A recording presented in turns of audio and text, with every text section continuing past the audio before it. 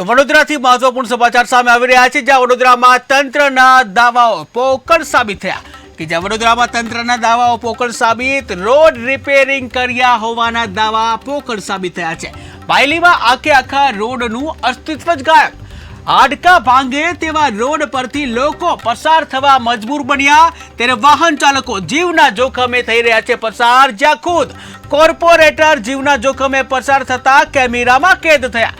ત્યારે ખરેખર રોડની સ્થિતિ ખરાબ હોવાની કોર્પોરેટરની કબૂલાત। બિલ્ડરને કારણે રોડ તૂટ્યો તેવું કોર્પોરેટરે કહ્યું।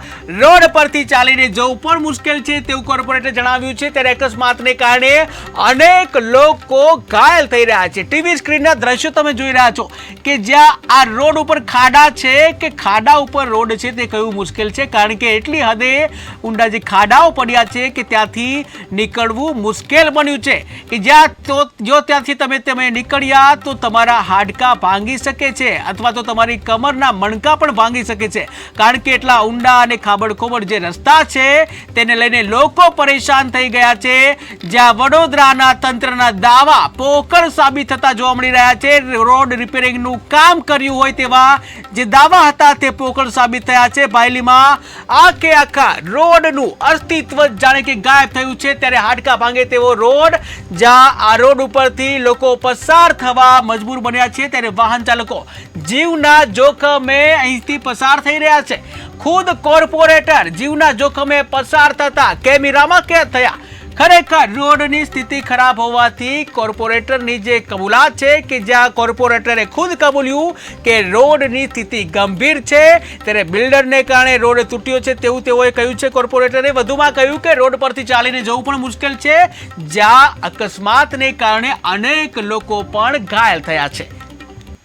બિલકુલ સારા નથી, કેટલા ખાડા, બહુ કેમના પાણી ભરાઈ જાય તો અને ટેક્સ લેવા ઊભા થઈ જાય છે, પણ એકે રોડ સારો છે જોઈ લો તમે। બિલકુલ બધા ખાડા કેવી રીતે પાણી ભરાઈ જાય, ખાડા ના દેખાય।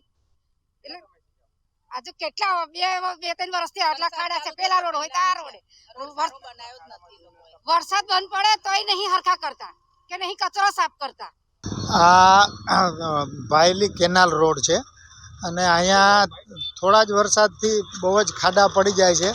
આ જ ચોમાસામાં બીજી ત્રીજી વખત મેં એવું જોયું કે ચાલી શકાય એવી પરિસ્થિતિ નથી, એટલે આ બહુ નવો વિકસિત વિસ્તાર થઈ રહ્યો છે, એટલે આમાં ખાસ ધ્યાન દેવાની જરૂર છે। ઘણા બધા લોકો સ્લીપ થઈ જાય છે। સવારે જ આજે ગાડી હોવા છતાં મને ઘણી તકલીફ પડી હતી, એટલે આમાં તાત્કાલિક ધ્યાન દેવાની જરૂર છે। રોડ તૂટી ગયો છે, એટલે આટલો બધો વરસાદ હતો એના કારણે આ એક મહિના પહેલાં જ વરસાદ પહેલાં અમે રોડ બનાવેલો જ હતો નવો અને તૂટી ગયો છે। એનું કારણ કે ખૂબ વરસાદ પડ્યો, વધારે કરીને વરસાદનું પાણી લોગિંગ થયું છે। જો પુરાણ કરેલું છે પેલા બિલ્ડર તરફથી, બરાબર, સોરેન્ટો નામની જે બિલ્ડિંગ છે એને ઊંચું કરેલું છે, 3 ફૂટ જેવી હાઈટ કરી દીધી છે, એટલે એ બધું પાણી રોડ ઉપર જમા થયું છે અને એના કારણે આ રોડ ડેમેજ થયો છે અને અમે કરી નાખીશું। હવે એને અત્યારે જેસીબી બોલાવી અને સરખું સમતળ કરી દઈશું, એટલે પાણી નીકળી જશે અને એની ઉપર કપચી વગેરે નાખી દઈશું, એટલે વ્યવસ્થિત રોડ થઈ જશે।